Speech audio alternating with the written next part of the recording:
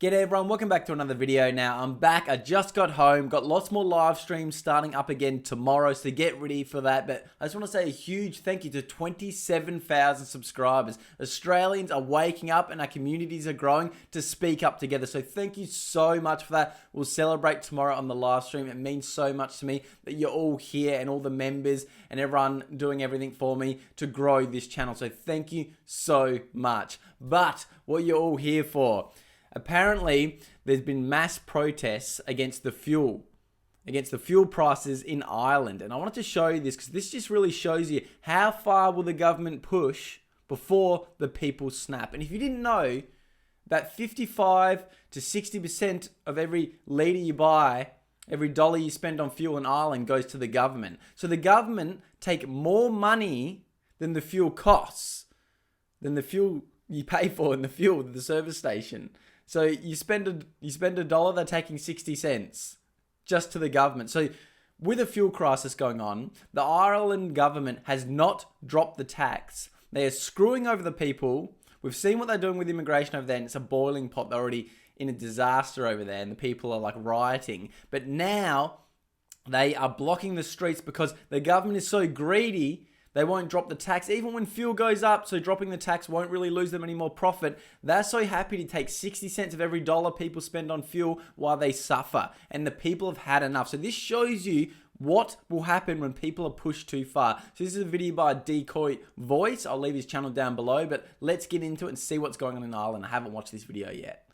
Ireland is going into its fourth night of fuel protests, and not only are they fighting their own police or Gardaí, apparently even their military is getting deployed to defeat their formers to protect their taxes. As since the war in Iran, fuel shortages have begun countrywide, where their truckers began blocking the roads everywhere, bringing their capital of Dublin to a standstill. As for several nights, the citizens are blocking the streets, with the formers leading the charge.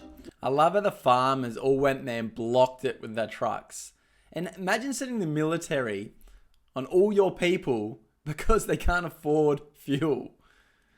We have Galway Port to the fuel depot completely blocked from end to end, and we are not moving until we get a resolution to this current fuel crisis that's ripping through the country at the minute.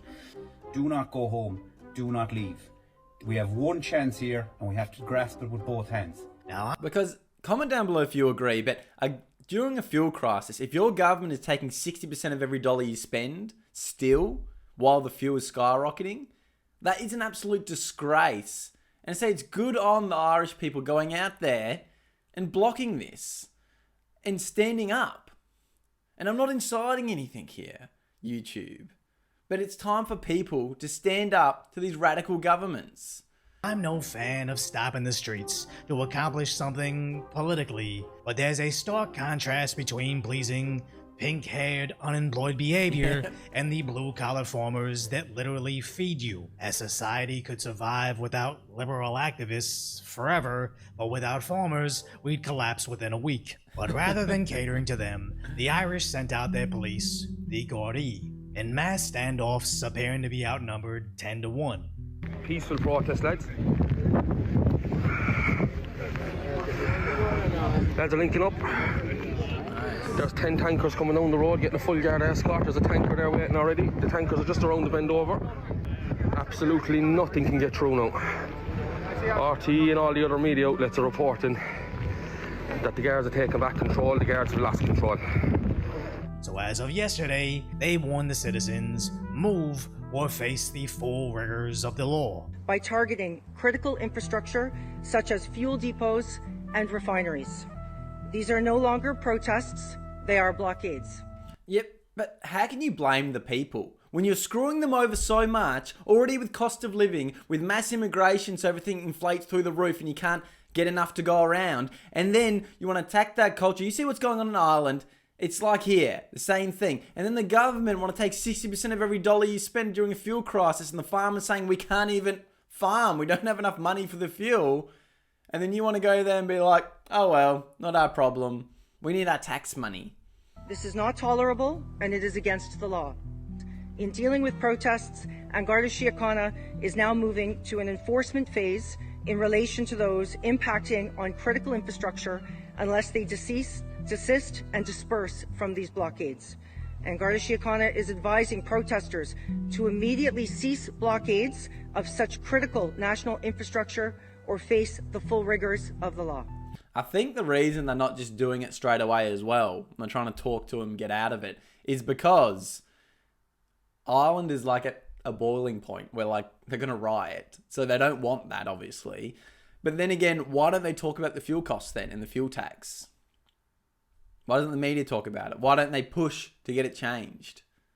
They tried to scare them away. Possibly being arrested, and on conviction, you'll be liable to a fine of €1,000 or up to 6 months in prison. I would just urge you all to please peacefully remove yourselves from the area. Thank you. What do we think, lads? What do the people of Ireland say? Good on yous. What are you going to do? Lock up all the workers and farmers? Who's going to make your food? Eventually getting into small scuffles with their citizens. Get them off him! Get them off him! Get them off him! Get off him! Get off him! Get off him!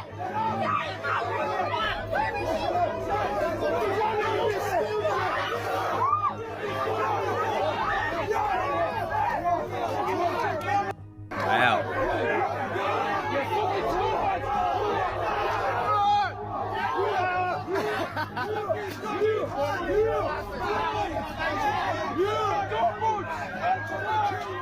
Now, whenever a clip begins the second of the assault, I automatically assume the context was purposely deleted, but still doesn't detract from the fact that these arrests will only make it worse, escalating everything as they're now deploying their military. Do everything but drop the tax. Get the military in. Numbers have When is that going to happen in Australia? I can see people are getting very upset of what's happening. swelled significantly. There are hundreds of people here, and they say they are not going away. The impact of the fuel blockades across the west of Ireland is really taking effect now. There's no diesel in Achill, no fuel in Balmullet, queues in Erris, queuing for fuel. There is a need to respond and to respond effectively. The Defence Forces will always and can always, through their mechanisms, through the aid to civil power, provide that support. That request was asked this morning. I wonder if this happened in Australia, if the soldiers would go out there and help. Or because they arrest them, because the government here arrests their soldiers, maybe they won't go out and help. The Defence Forces, and they have responded immediately, and they will, of course, through engagement with the Defence Forces, respond in the most appropriate way. But where we have capabilities that Garda Síochána may not have, and they've asked for certain capabilities for this particular operation, and we'll provide them. I can't go into any details of where those operations are ongoing, but we will be in support of Garda Síochána from today. Ireland is maybe weeks away from complete collapse, and their justice minister can blame outside actors all they want. It won't change the fact that at some point, the Irish government will need to serve the Irish citizens, as the protesters are no... A government serving their citizens in today's world? That's not gonna happen. And this is why I always say we need to speak up for everything going around the world in the West, because in Europe, you know, England, Australia, the governments are all linked with their trade deals and everything, and obviously it's all like the same. They're doing the same shit to the people. It's disgraceful. Nowhere near defeat. Well, my answer to the army coming in the streets is we have actually a bigger army. So we're not afraid of the army. We're agri-contractors, plant hire men. The army will not move this protest, and if any vehicle is touched on that protest... The army will not move us. These guys are ready. There'll be 10 more to replace it immediately.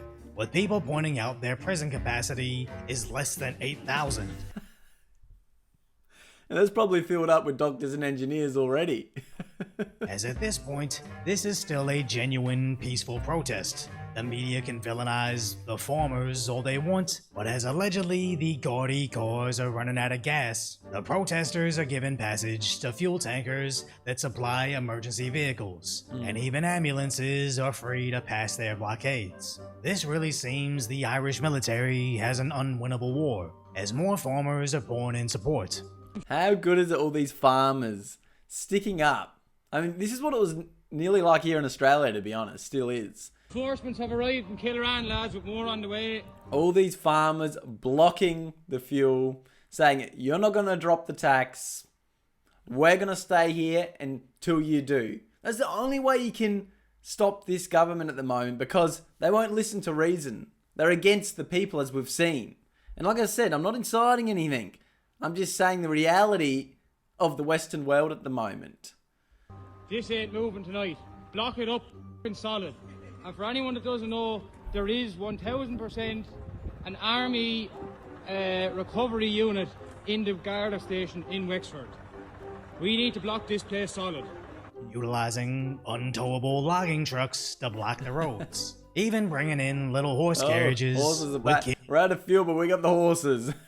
kids driving in their own trucks for the cause. Sorry. With UFC superstar Conor McGregor is now supplying food and support. But authorities are allegedly freezing the bank accounts of reporters. It's almost like every single element of this is exactly the same as the Freedom Convoy in Canada, where the truckers blocked the roads over the lockdowns and mandates, so the Canadian government villainized, beat, and trampled anybody against them. Then not only debanked the protesters, but anybody that dare support them, showing that even though Ireland's protests are about the rising cost of fuel, it's actually an uprising that's been a long time coming. As of course their cost of fuel is an issue, but just highlights how the Irish are being crushed by taxes to fund immigration services. And we... Well. Looks like it's the same everywhere. Look what's happening here with the NDIS, the building sector. Mass immigration, all the benefits going to them, while we Australian working class are suffering. It's happening everywhere. I don't know what this agenda is. We knew about Ireland's issues 2 years ago when a newcomer slashed several students. A year after that, the Irish anti-immigration movement has continued. Fast forward to this week, another mass stabbing occurred on Irish kids, where of course... Oh, but mass stabbing, so... If you don't have guns, it turns... If you have guns, it's mass shooting. If you don't have guns, then it's mass stabbing. In Melbourne here, we ban machetes because they blame the machetes. They just keep blaming the weapons. Is it the weapons or is it the people? The Irish Times won't show an image of him, despite never having an issue showing someone's face before. As of course, hidden inside the article, the attacker isn't exactly Irish. And even when posted on hyper-left Reddit, all the top comments were angry over his multiple knife-related cases, still being let out on probation. These fucking judges, when are they going to be held accountable? When they let people out and then they kill other people after they've been arrested multiple times, and they just let them back out in the community. And never being deported, but more importantly, talking about the cultural incompatibility. So Reddit immediately locked down this conversation, as mass censorship over this issue... If you point out the fact that some cultures don't get along with other cultures, you're racist for saying an obvious fact. It's just the way it is. You shouldn't be scared to say it. Certain cultures don't like us. They want to destroy us. And that's the way it's always been. And then you want to invite them in and then get surprised and get angry when people get upset that they're not assimilating. Oh, but Albert doesn't want assimilation anymore. Sorry about that. He wants multiculturalism from cultures that don't want to be Western.